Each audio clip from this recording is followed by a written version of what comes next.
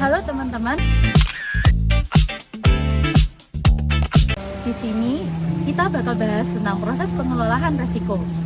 Sederhananya, manajemen resiko itu adalah cara kita untuk mengenali lingkungan, kemungkinan dalam masalah manajemen, lalu cari cara supaya dampaknya bisa dikurangi.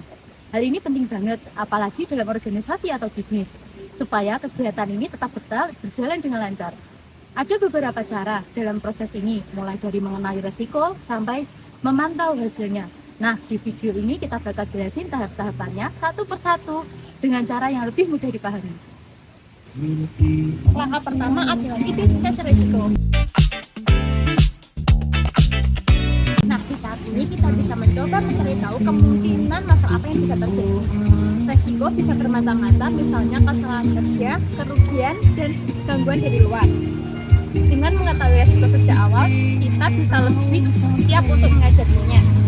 Setelah resiko yang diketahui, langkah berikutnya adalah analisis dan evaluasi. Analisis yang dilakukan untuk melihat betapa besar dampak dari resiko tersebut dan betapa sering kemungkinan terjadi.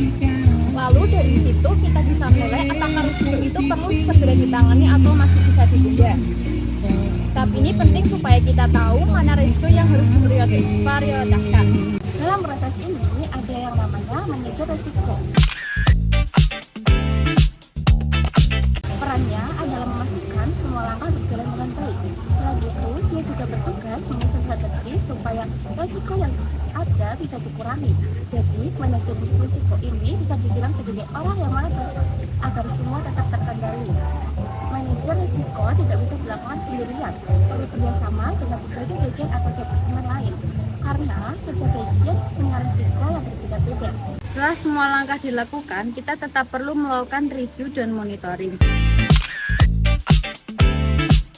Artinya, kita mengecek kembali apakah risiko tersebut masih ada atau sudah berkurang.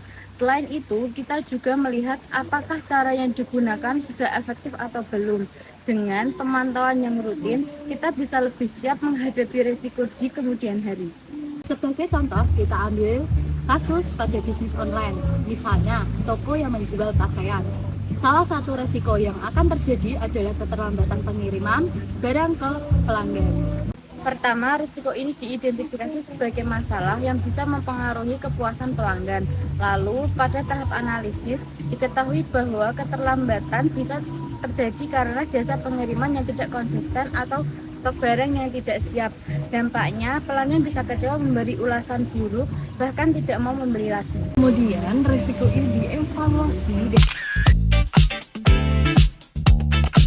dan dianggap cukup penting untuk segera ditangani. Solusi yang dilakukan misalnya dengan memilih jasa pengiriman yang lebih terpercaya serta memastikan stok barang selalu tersedia.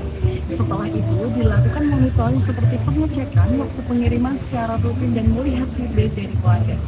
Dari kasus ini kita bisa melihat bahwa pengolahan risiko membantu bisnis tetap berjalan dengan baik dan menjaga kepercayaan pelanggan.